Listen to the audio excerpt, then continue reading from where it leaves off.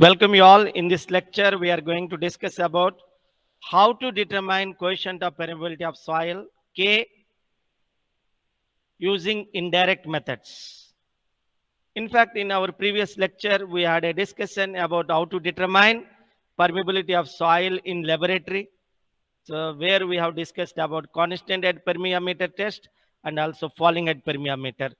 So we used to say that constant head permeability test is meant for coarse grained soils like gravel and sand.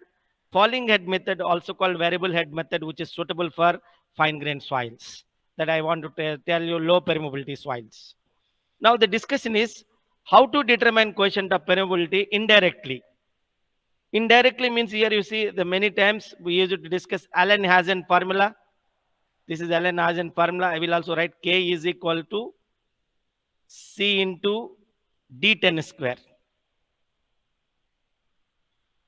Here you see somebody is very much interested to know what is D10.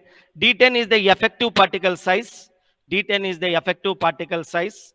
Or in other words, we can write, we can discuss D10 is the particle size corresponding to 10% finer in millimeter. In millimeter. Now you see I am getting permeability K in a meter per second. And once if K is in meter per second, according to Allen-Hazen, the C value is 100. And very important, this is an empirical formula where particle size in millimeter. Where particle size in millimeter. So let me tell you, Allen-Hazen formula is a very popular formula. Many times it is used to compute permeability of soil indirectly. K is equal to C into D10 square.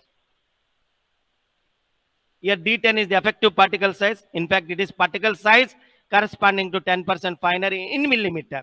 So here permeability in meter per second. D10 is in millimeter. Now C value is 100.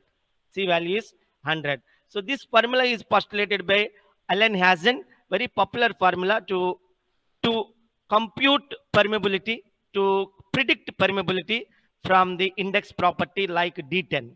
So as you know, permeability is an engineering property. D10 is an index property. So now one can understand index properties are indicative of engineering properties. So and very important thing, we can able to determine permeability of soil from consolidation test data also. So this we are going to discuss in consolidation of soils chapter. So we are going to have a wonderful discussion on consolidation of soils. It is there in our syllabus in chapter 7 in unit 4. So where we come across this formula, CV is equal to K by MV gamma W, where CV is coefficient of consolidation. We will discuss during consolidation of soils.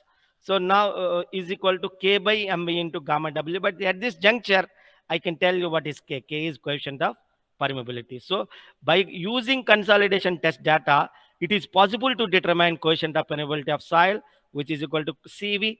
As I told you, CV is coefficient of consolidation. MV, coefficient of volume compressibility. Gamma W, as we all know that gamma W is unit weight of water. So this is about a discussion